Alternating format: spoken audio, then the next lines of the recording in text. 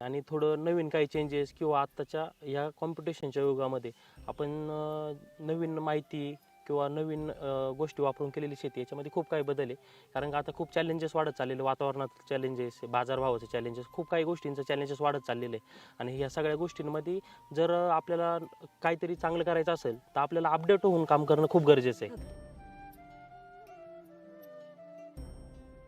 तर मंडळी नमस्कार. गौरव वायकर दादा यांच्या कांद्याच्या प्लॉटला आपण आता भेट देणार आहोत. तर दादा नमस्कार. नमस्ते. काव्यास ब्लॉग या माझ्या मराठमोळ्या यूट्यूब चॅनलमध्ये तुमचं अगदी मनापासून स्वागत करते.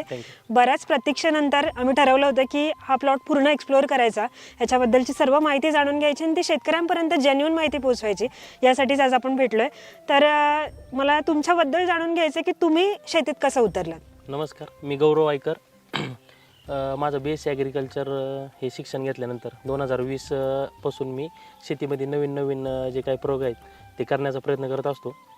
2020 पासून म्हणजे शेतीमध्ये भरपूर काही गोष्टी नवीन नवीन शिकत आलो आहे किंवा काही गोष्टींच्या चुका पण झालेल्या आहेत, त्या सुधरत आज म्हणजे आपण शेतीमध्ये चांगल्या चांगल्या गोष्टी आपण करतोय. तर मग आपण एक ड्रीप आणि स्प्रिंकलरवरती आपण कांद्याचं मॅनेजमेंट करत असतो.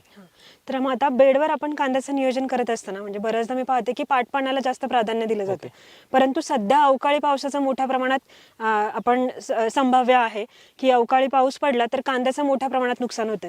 मग त्यासाठी बेडवरचं नियोजन किती गरजेचं आहे. बेडवरती फायदा काय होतो का तुम्हाला पाणी मॅनेजमेंट करायला सोपं जातं. आपण ड्रीप आणि स्प्रिंकलर ह्या दोन्ही गोष्टीतून मॅनेजमेंट करत असतो. तर आपण स्प्रिंकलर आहे तर आपण पहिलं स्प्रिंकलर 45 दिवसापर्यंत चालवत असतो. त्याच्यानंतर आपण तिथून पुढे ड्रिपचं मॅनेजमेंट करत असतो. का पहिलं सुरुवातीला काय होतं, ड्रिपचं पाणी जास्त होतं. सुरुवातीपासून द्यायची जर वेळ आली तर ड्रिपचं पाणी खूप जास्त होतं आणि त्याच्यातून प्लॉटमध्ये पिवळेपणा, डावणी, करपे यांचा हा प्रादुर्भाव आहे, हा आपल्याला कंट्रोलमध्ये राहत नाही किंवा म्हणावा अशी वाढ ग्रोथ ही याच्यामध्ये दिसत नाही. तर स्प्रिंकलरचं काय होतं, आपल्याला म्हणजे गरजेनुसार पाणी देता येतं. म्हणजे सुरुवातीला जर प्लॉटला पाणी थोडं जास्त झालं तरी त्याचा स्प्रिंकलरच्या पाण्याचा म्हणजे जमीन पाणी धरून ठेवेल एवढंच पाणी स्प्रिंकलरचं जास्त होत नाही. म्हणून आपण पहिल्या 45 दिवस स्प्रिंकलर वापरत असतो. तर आपण जी रोपवाटिका तयार करतोय त्यासाठी लागणारे रोप 1 एकरला इथे किती लागतात, म्हणजे किती किलो बी लागतं. आता आपण म्हणजे रोपवाटिका तयार करताना आहे ना, आपण GSP ॲग्रोचं जे पेरणी यंत्र आहे मशीन, त्याद्वारे रोपवाटिका तयार करत असतो. त्याच्यामुळं आपल्याला म्हणजे जे बियाणं पूर्णपणे 100% आपण टाकतो त्याचं 100% जर्मिनेशन होतं. म्हणजे 1-2-3% इकडे तिकडं म्हणजे आपण हाताने टाकतो त्याच्यामध्ये जे म्हणजे मातीच्या वर राहतं तर ते बियाणं म्हणजे उपयोगात येतच नाही. तर मग आपल्याला एक 1.5 ते 2.25 किलोपर्यंत एकरी बियाणं लागतं. म्हणजे 1 किलोचं बियाणं आपल्याला एकरी लागतं. का तर पूर्णपणे जर्मिनेशन झालेलं असतं, त्यामुळं आपल्याला बियाणं म्हणजे बी कमी लागतं एकरसाठी. असं म्हणजे शेतकऱ्यांकडून जी हाताने टाकल्यानंतर जी चूक होते ती साधारण 3 किलो एकरी लागतं असं म्हणतात. तर तेवढी गरज नाहीये. जर बी मातीच्या वरती राहिलं तर त्याचं जर्मिनेशन होणारच नाही. ही चुकी आपण कुठेतरी जाणून घेतली पाहिजे. आता आपल्याला बेड तयार करताना आपण काय काय काळजी घ्यायची. बेड तयार करताना आपण आहे ना, महत्वाचं म्हणजे बेडला आपल्याला जेवढी हाईट देता येईल तेवढी चांगली, म्हणजे जेणेकरून तुमचं एक्स्ट्रा झालेलं पाणी हे लीच आउट होण्यास चांगली मदत होते. बेडची हाईट जर कमी असेल तर तुम्हाला त्याचे प्रॉब्लेम नंतर साठवणुकीच्या याच्यामध्ये तुम्हाला दिसतात. तर आता बेडची हा 4.5 फुटाचा टाप आहे बेडचा पूर्ण, हा रुंदी स्टार्ट टू एंड 4.5 फूट आणि एक हाईट आहे ना, आपण 1 फुटाची आपण हाईट दिलेली त्याला.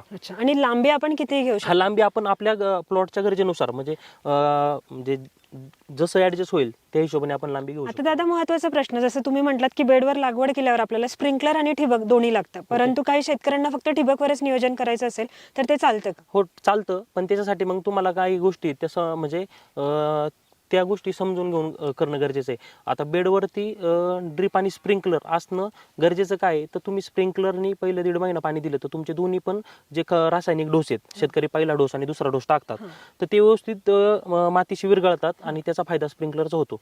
आता ड्रिपचं कसं आहे, ड्रिपनी तेवढं म्हणावं असं म्हणजे खतं आहेत ती व्यवस्थित विरघळत नाही रासायनिक.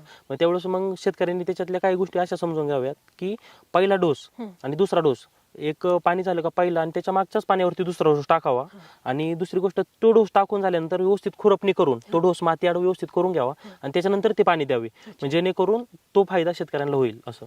आणि पाणी मॅनेजमेंट करताना शेतकऱ्यांनी ड्रिपचं पाणी हे थोडं सुरुवातीपासून एकदम कमी प्रमाणात हे करावं, व्यवस्थित रोपं सेट वगैरे होत नाही तोपर्यंत. आणि त्याच्यानंतर मग गरजेनुसार पाणी दिल्यानंतर ड्रिपनी पण काही अडचण येत नाही. पण जास्त पाणी जर ड्रिपकडनं झालं तर मग प्लॉट लास्टपर्यंत पिवळखी वगैरे सोडत नाही, उत्पन्नात तुम्हाला भरपूर अशी घट दिसून येईल. अच्छा. पाणी देत असताना आपण आहे ना म्हणजे ज्यावेळेस असं खाली खोल उकरून बघितलं पाहिजे मुळांच्या कक्षेमध्ये, जेणेकरून हो का असं उकरून आपण असं हे चेक करायचं. म्हणजे समजा जर असं तुमची माती होत असेल तर तुम्ही समजायचं का अजून तुमचा प्लॉटला पाणी देण्याची कोणती आवश्यकता नाही, किंवा बघा असं हे करून तुम्ही जर असं खाली टाकलं तर तो जो केलेला जो गोल आहे गाळाचा तो फुटत नाही. त्यामुळं आपण असं समजायचं का आपल्या प्लॉटला अजून पाणी देण्याची कोणती आवश्यकता नाही. आपण वरती प्लॉटच्या म्हणजे सरफेसला बघून आपण पाण्याचं नियोजन कधीच करायचं नाही. खाली उकरून जमिनीत मुळांच्या कक्षेमध्ये आपण चेक करायचं, प्लॉटच्या प्रत्येक 4 ठिकाणी चेक करून आपण त्याच्यानंतर आपल्याला किती दिवसांनी पाणी द्यावं लागेल त्या हिशोबाने आपण प्लॅनिंग करायचं. बेड तयार करून झाल्यावर, ड्रिप टाकून झाल्यावर बरेच जण बेसल डोस टाकतात. ओके. तर मग तो टाकणं गरजेचं आहे की नाही?